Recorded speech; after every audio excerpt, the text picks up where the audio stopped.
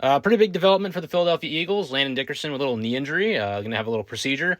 Looks like he could be back week one, although I do think they are not telling us at least one thing about this injury, and I'll explain that here in a second. So the report is he's going to get a little bit of his meniscus clipped off, a pretty common procedure for any meniscus injury. Generally a 4 to 6 week recovery time for anyone, you know, normal, but he's a real athlete. He's an NFL player, so it could be quicker, and in which case this makes a lot of sense.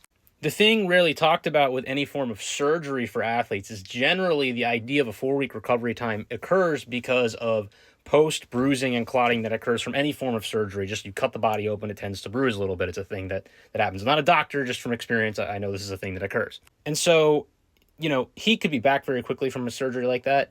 It'd be interesting. He'd be playing through some pain. These training staffs tend to like to kind of put football players through the worst of the worst just to make sure they get on the field. That's their job. But I think it's important to also remember that last year Dickerson played through the playoffs with a knee injury that required surgery, right? We never really got any information as to what that was, but he did play through it and eventually had to have surgery when the season was over, and we still haven't learned what that was.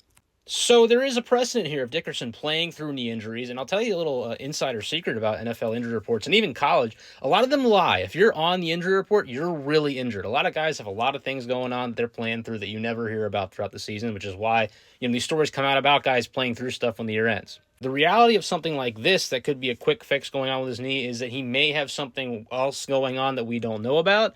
And if that's the case, he's going to play through it, and we're not going to hear about it until it's a problem. So, it's just something to think about with injuries in general in the NFL. If a guy has a real injury, there's probably more to it than they ever talk about. He probably has other things going on along with it.